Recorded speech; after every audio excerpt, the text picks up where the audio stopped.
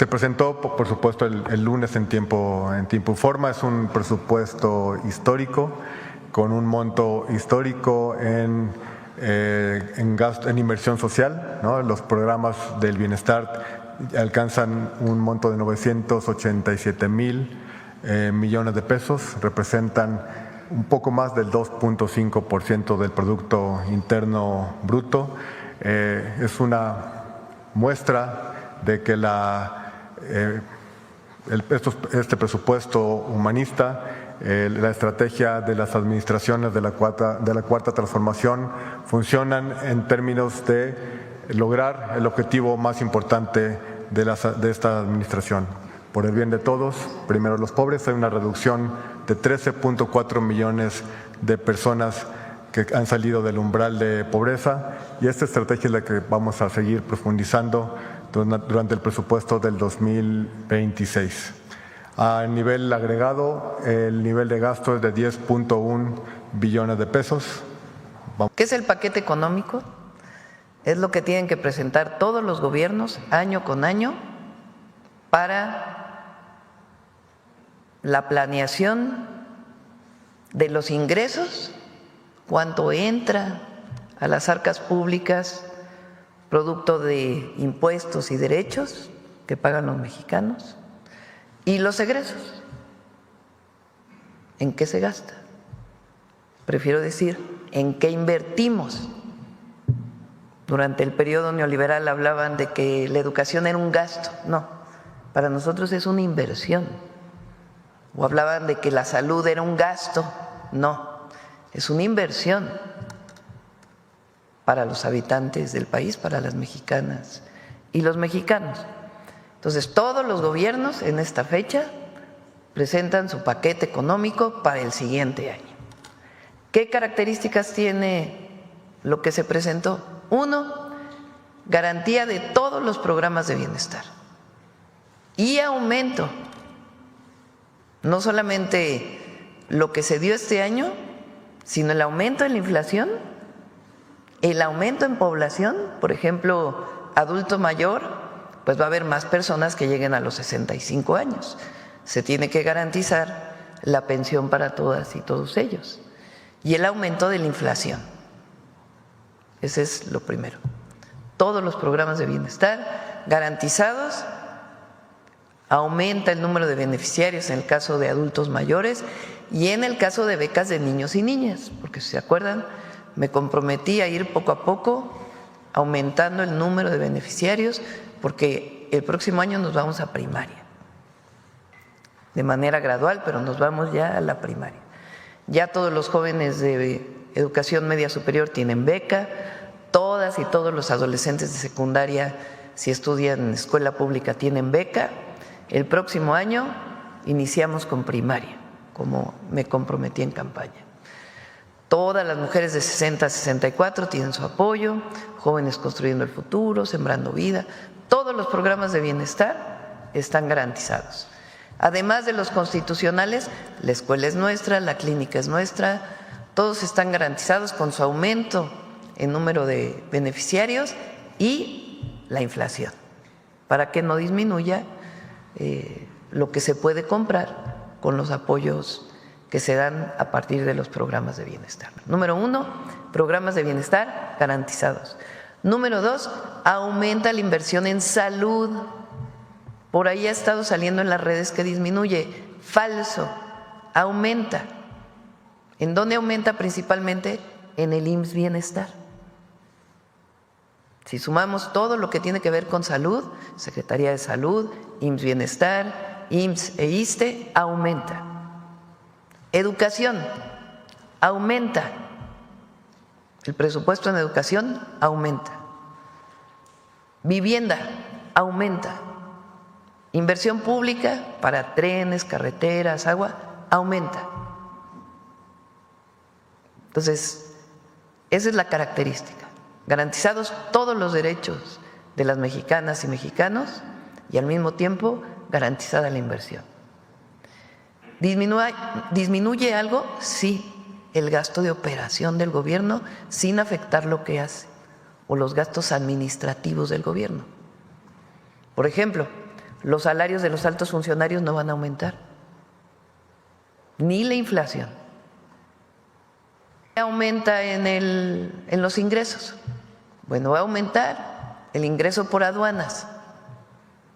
Uno, porque estamos cambiando la ley de aduanas y todavía cualquier resquicio de corrupción vamos a erradicarlo con esta ley. Que no haya salidas legales para poder justificar la corrupción. Dos, tomamos la decisión de fortalecer el Plan México que presenté el año pasado. ¿Qué es el Plan México? Que se produzca más en México, que dejemos de importar lo que se puede producir aquí.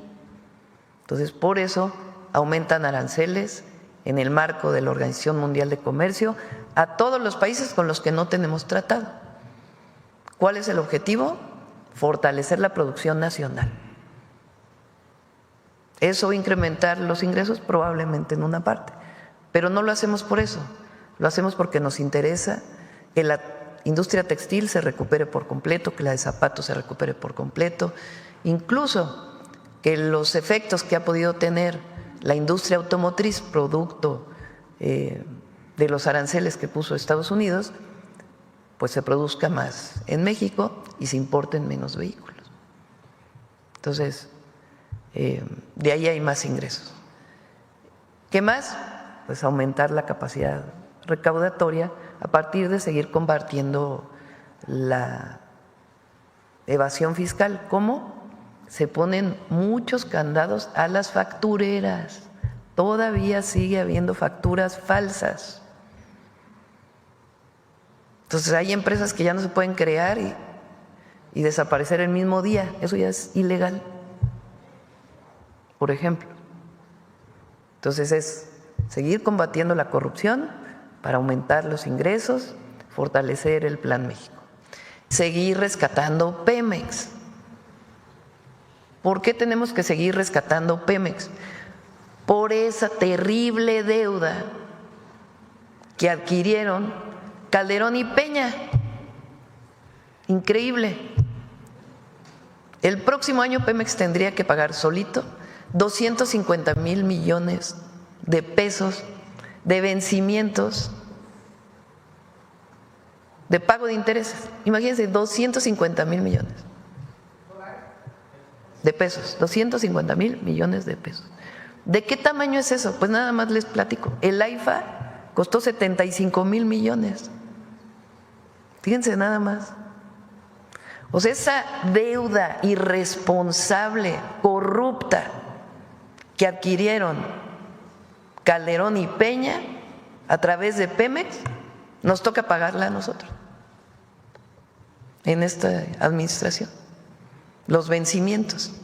¿Podemos no pagar? No, no se puede no pagar. No se puede no pagar.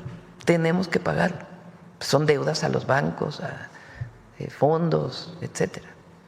Entonces, ¿qué estamos haciendo? Si lo tuviera que pagar solito Pemex, la deuda saldría muy cara, porque los intereses con Pemex son muy caros por esa maldita deuda corrupta, ponla por favor, de Calderón y Peña. Así le vamos a llamar, la maldita deuda corrupta de Calderón y Peña en Pemex. Pásame. O sea, endeudaron Pemex y se produjo menos petróleo, a ver si encuentras por ahí la gráfica que ya la habíamos presentado aquí, y menos gasolina y menos diésel. Bueno, aumentó la petroquímica. A ver, pon la petroquímica. No. Se redujo la producción de petroquímicos, que son aquí miles de toneladas, de 10.694 a 5, o sea, la mitad. Entonces, ¿qué estamos haciendo este año? Ayudarle a Pemex a pagar esos intereses. ¿Por qué? Porque la deuda de Hacienda pues es más barata que la de Pemex. De todas maneras, la verdad, la Secretaría de Hacienda, todos sus secretarios, subsecretarias, Ya vieron que son 2 subsecretarias mujeres por primera vez en la historia en la Secretaría de Hacienda. Son buenísimos. Tanto que, fíjense, este año hicieron un movimiento financiero tan importante que Pemex subió su calificación después de años que no subía su calificación. Y ahora pues van a seguir trabajando en ello. Pero por lo pronto, pues nosotros, evidentemente, sea Pemex, el gobierno, finalmente es una empresa pública, que queremos rescatar porque es patrimonio de las y los mexicanos. O sea, endeudaron Pemex y se produjo menos petróleo, a ver si encuentras por ahí la gráfica, que ya la habíamos presentado aquí, y menos gasolina y menos diésel. Bueno, aumentó la petroquímica. A ver, pon la petroquímica. No. Se redujo la producción de petroquímicos, que son aquí miles de toneladas. De 10.694 a 5, o sea, la mitad. Entonces, ¿qué estamos haciendo este año? Ayudarle a Pemex a pagar esos intereses. ¿Por qué? Porque la deuda de Hacienda pues es más barata que la de Pemex. De todas maneras, la verdad, la Secretaría de Hacienda, todos sus secretarios, subsecretarias, ya vieron que son 2 subsecretarias mujeres por primera vez en la historia en la Secretaría de Hacienda. Son buenísimos. Tanto que, fíjense, este año hicieron un movimiento financiero tan importante que Pemex subió su calificación después de años que no subía su calificación. Y ahora pues van a seguir trabajando en ello. Pero por lo pronto, pues nosotros, evidentemente, sea Pemex, el gobierno, finalmente es una empresa pública, que queremos rescatar porque es patrimonio de las y los mexicanos. Pues tenemos que pagar esos finiquitos que vienen, esos vencimientos se llaman. Bueno, regrésale al anterior. Vean lo que hizo el presidente López Obrador. Comenzó a aumentar, aquí no está Deer Park, aquí no está la refinería Deer Park, solamente son las refinerías que están en el país.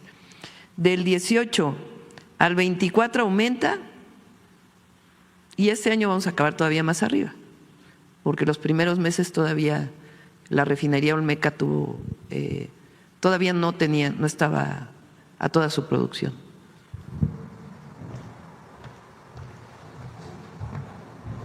Entonces es un paquete económico responsable, humanista, que garantiza los derechos sociales, los programas de bienestar, garantiza la inversión y sigue garantizando por este año. ¿Se acuerdan que yo dije cuando presentamos Pemex, en el 27 ya sale solito Pemex?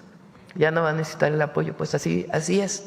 En el 26 todavía requiere un apoyo por la maldita deuda corrupta de Calderón y de Peña. Así es.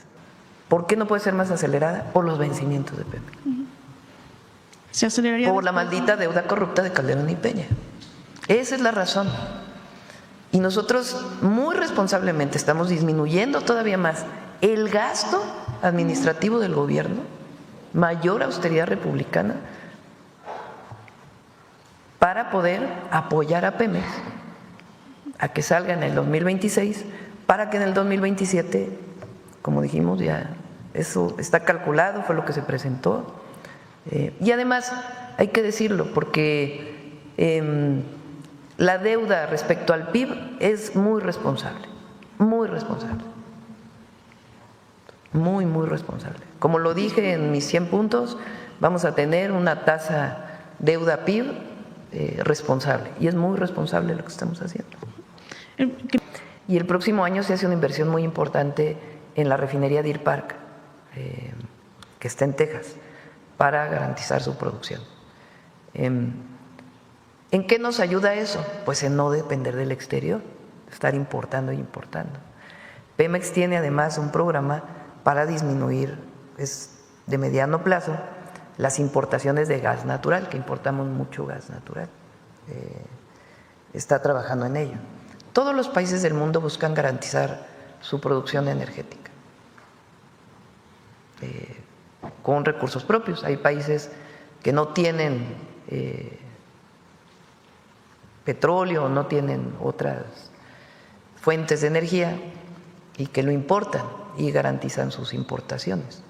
Ahora, ¿qué pasa, por ejemplo, con la contaminación, con el cambio climático? Para que no nos digan que no nos interesa eso, si toda la vida trabajamos en eso.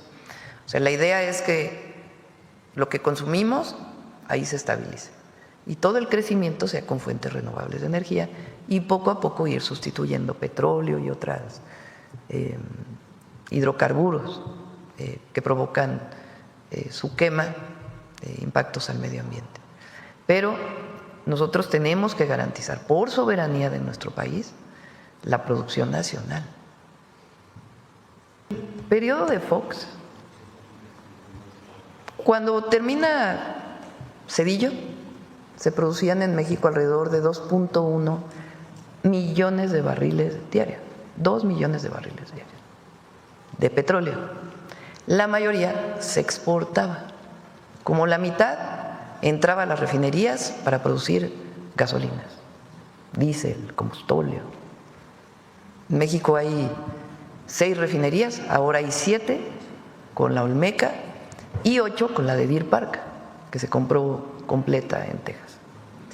Bueno, en la época de Fox aumentaron la producción de petróleo de 2.1 millones de barriles diarios a 3.4 millones de barriles diarios.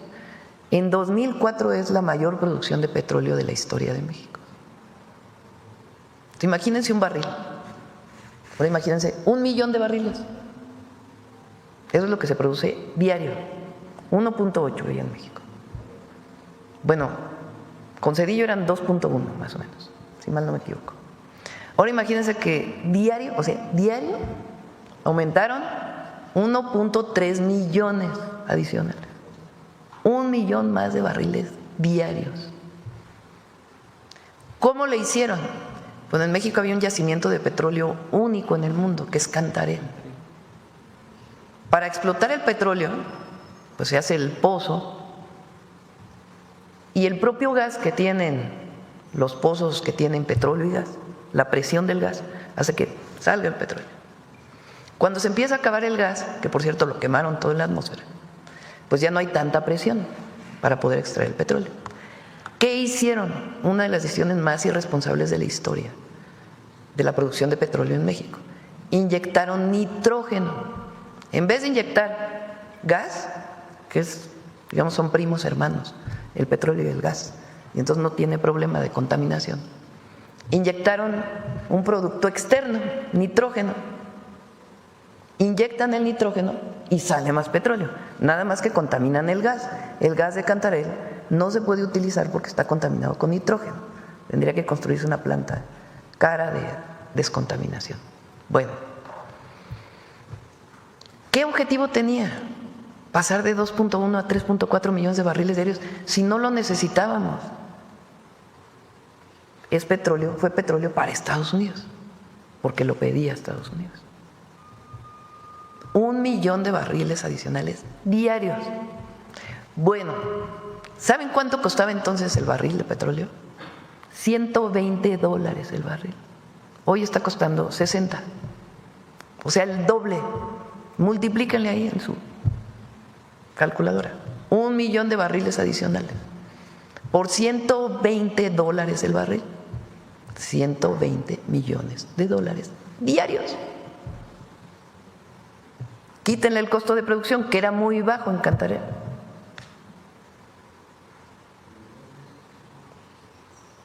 Ahora les pregunto a quienes nos escuchan, ¿qué obra de infraestructura fundamental recuerdan del periodo de Fox?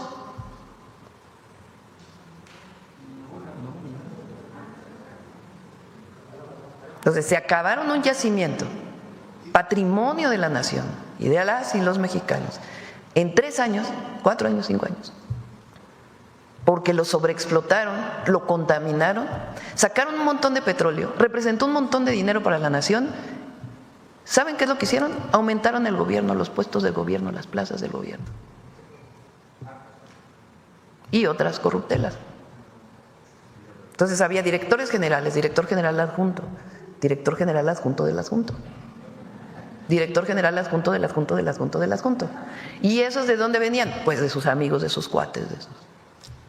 O sea, repartieron.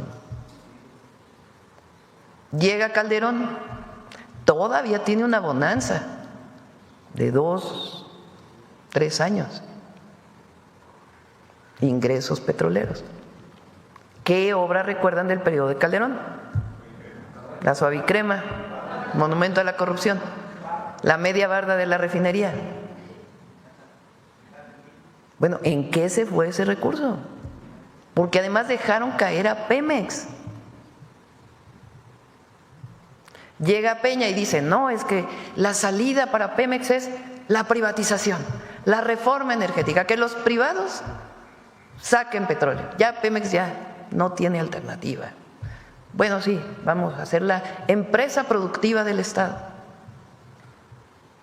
Entonces, privatizan el petróleo en realidad, porque dicen que no, que es de la nación, pero en la reforma del 2013 era una privatización del petróleo.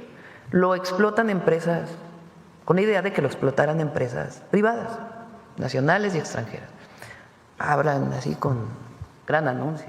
Ronda 1, ronda 0, ronda 1, ronda 2, para que vengan las empresas.